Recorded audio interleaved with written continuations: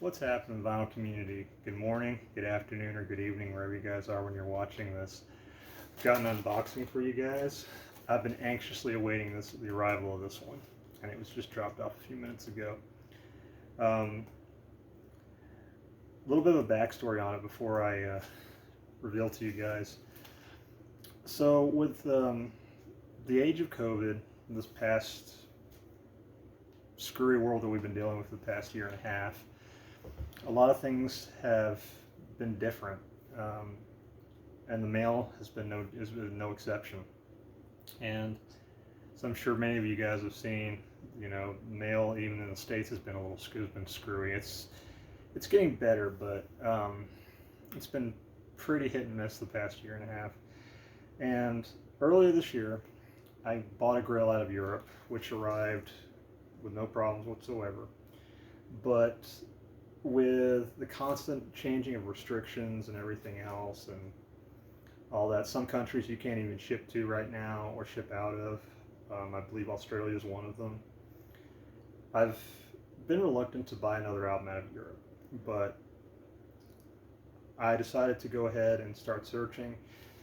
There was one album in particular, which is the one that I got here, that you can't find. Well, you can find a recent reissue on green vinyl, but to find an original outside of Europe is pretty uncommon. So took my time, did some research, actually went through Discogs and found a seller out of Sweden who feedback was solid, ratings were good, and everything else on the album. He sent me pictures and decided to go ahead and go for it.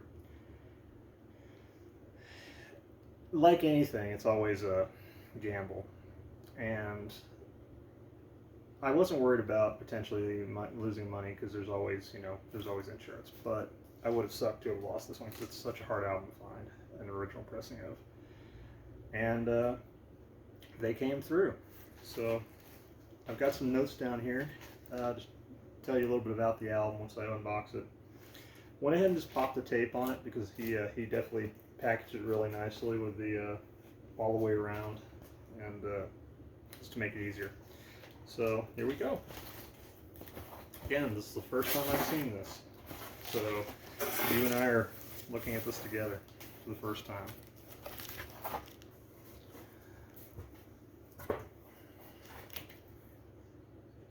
Looks pretty damn good to me, guys. Let's get that out of there. Here she is, guys.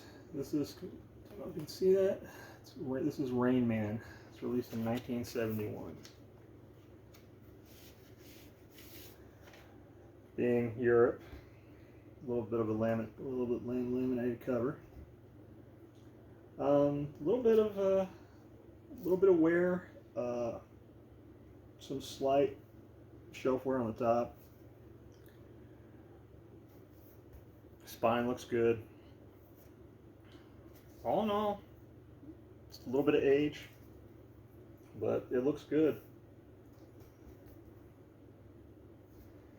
Of course, now we come to the fun one, which is the wax. So here we go. Yeah, well, you guys can see that, but apart from a little bit of just paper scuffing, obviously needs good cleaning. It's in nice shape, guys. All in all, really nice shape.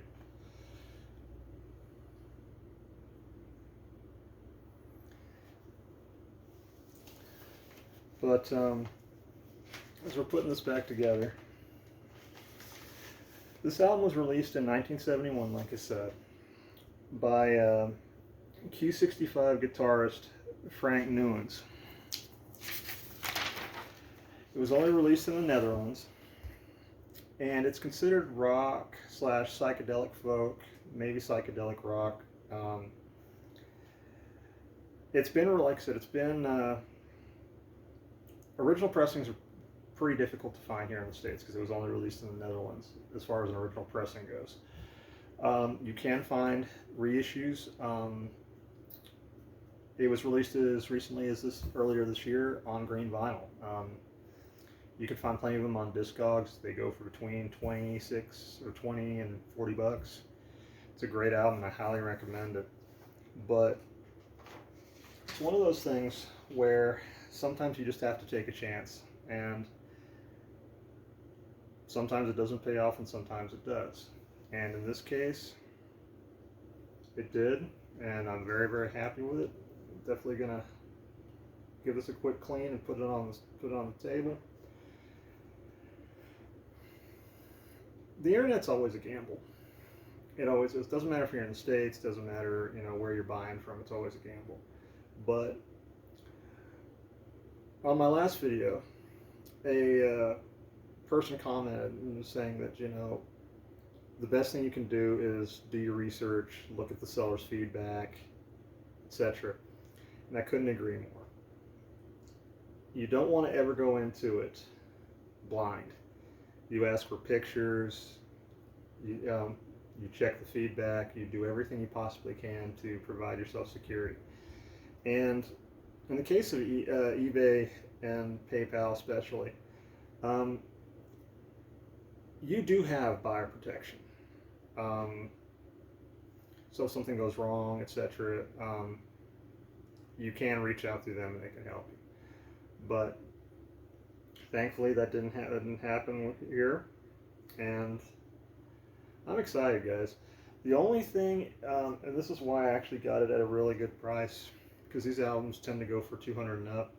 It is missing the original inner sleeve, but wax was rated high. Jacket was rated VG+, which definitely is.